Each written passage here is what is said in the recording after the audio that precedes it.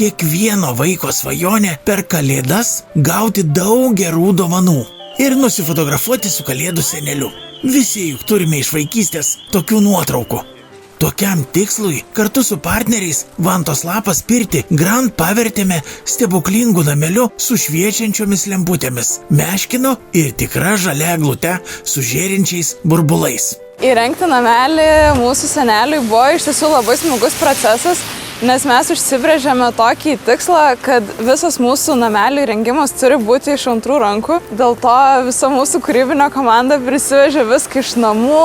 Už mūsų meškiukus, iš kurių vienas sėdi šiltai namelį, kitas yra įsikūręs motocikle, esame labai dėkingi socialiniams tinklams. Parašėme įrašą, kad ieškome meškiuko ir atsirado net 2 šeimos, kurios ieškojo savo meškiukams naujų namų.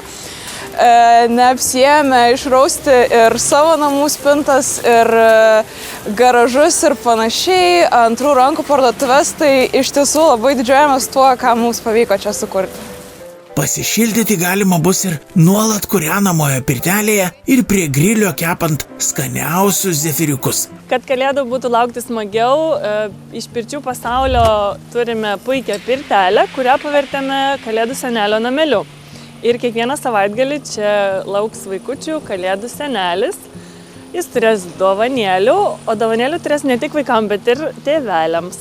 Labai laukiame kiekvieną savaitgalį nuo 13 valandos. Gera daryti gerą. Džiaugiamės galėdami šiltai apgyvendinti kalėdų senelį ir tikim, kad vaikučių įspūdžiai užpildys džiaugsmų tėvelio širdis. Savo mintimis dalyjosi Vantos lapas pirties Grand gamintojas, įmonės Pirčių pasaulis vadovas Laimis Gerulaitis.